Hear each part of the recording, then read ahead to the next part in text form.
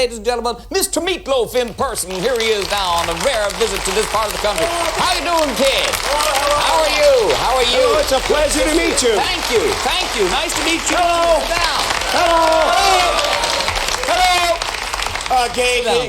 Gay, can you just do me one thing before we start? I know I need to sit down, but can you just say water? Water? Yeah, water. Yeah, water. Great. Wow. I love the Irish accent. It's wonderful. It's great.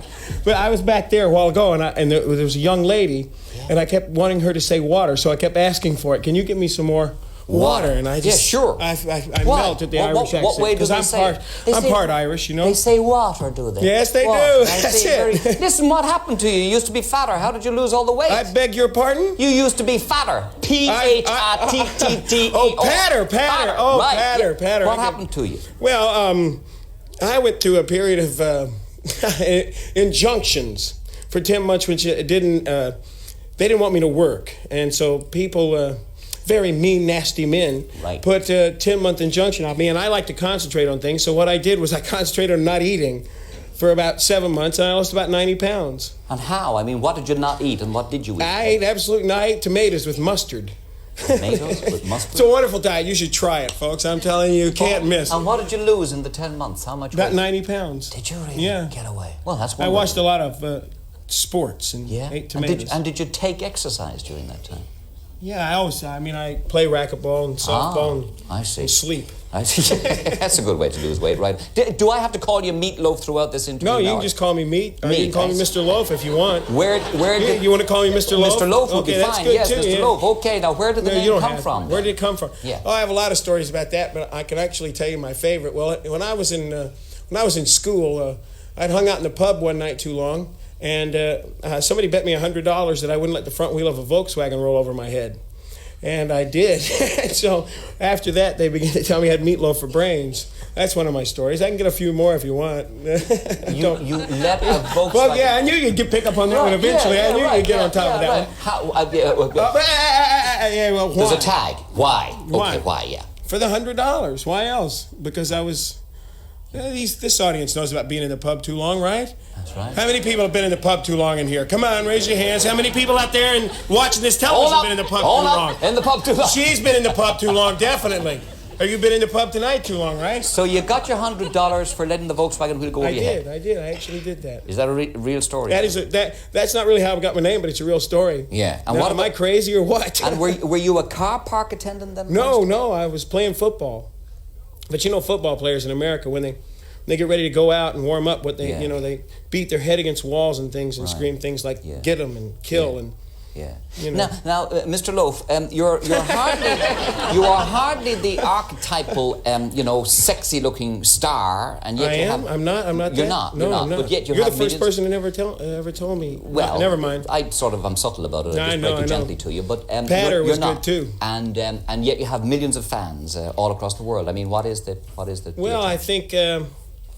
Because I don't look like, Rod Stewart or... no, I don't want to just... Like Rod Stewart. I don't want to pick on Rod Stewart here. But I think that it's sort of like Beauty and the Beast, King Kong, Fay Ray, Rocky, the Sylvester Stallone movie. It's like a real people. Basically, if he can do that, so can I. And that's basically what I convey in the music that I do is like... I tell stories a lot, but I basically say... Look, if I can do it, you can do it too, and just have confidence in yourself. And it's like when I was a kid, I played football. Now, I didn't have the ability that other kids did, but I had to work harder. So some people have to work harder at what they do, but they still can succeed. And success is not selling a lot of records or having a TV show or anything. It's something that you can do yourself. I mean, it may be the silliest thing in the world, like baking a cake, and if you do it right, you succeed in your head yourself, and so it's success is an inner feeling. Right, and heavy. You reckon that's not bad. That's not bad. No. I'll buy that. Now you reckon that other people identify you who may not be the silver. Yeah, I mean, I always have women in my videos. I've had Cher, and she's nothing to sneeze at. You know what I mean? So I wouldn't dare sneeze. No, absolutely not. She anyway. So it's like.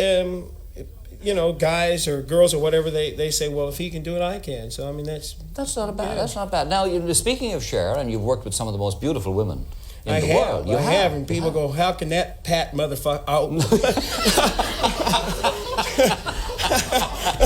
How They can told that... me it was live. There was no delay. I'm really sorry. I didn't mean to do that. Please forgive me. Oh, boy. There's no beep, beep. There's no beep, Anyway, beep. so- It's all right. But we've heard the expression before. Don't worry. So anyway... and how can that fat gentleman the stage manager's have going all crazy. those... No, Now he's his not. ears are ringing in. No. He's heard it too. Don't worry. You have heard it, Ty, haven't you? Yes, you have. You've been to America too. Yeah. So this fat gentleman can succeed with those women. Yes. So what? So then they always say, well, how can he do that? And then they realize that they can do it too. It just goes back. But I have worked with a Cher and a lot of Meryl Streep. I've actually worked with, and I did Shakespeare with Meryl Streep. Shakespeare? Absolutely. Did As You Like It with Meryl Streep. I've done Othello, As You Like It. You don't believe me, but I have. Dost thou not know wherefore thou goest into the night? Oh! Go ahead. Sorry. You asked me here. I mean, Was that Shakespeare? You're on, That was man. Shakespeare. Well, if it wasn't Shakespeare, it was close. It was you know. close. It was fake. Now, what I want to know is, though, are women attracted to men like you? I mean, I have no idea. Let's take an average woman. She is right out there. Are you average? Who? She's above average. The She's lovely attracted blonde to me. lady up there. Yeah. What? You find him attractive? I do, yeah. Really? Yeah. Why? Explain to me. I was telling my husband last night how attractive I thought he was. Seriously, on top of the pops. I don't know. And my husband said I was an absolute idiot. Where's your husband? Is your husband here tonight? No. We'll talk to your husband now. No. But can you explain why? That's what I want to know. I think it is the next door neighbour idea again that he's not. I don't know. I can't. You think he's just a nice fella? Yeah. Yeah. Okay. And Are great there many music. women in your life, Mr. Loaf? Well, right now there's 3. 3 women in your There life. is 3 women. Who are they? You want their names? Yes, please. Amanda, Amanda, Pearl, and Leslie. Bear, and Leslie. Pearl and Leslie. And who are they? Well, Amanda's 3, Pearl's 9, and Leslie's 29. That's my wife and kids. His wife and children. There you are now. Good. Oh, Good boy. Sure.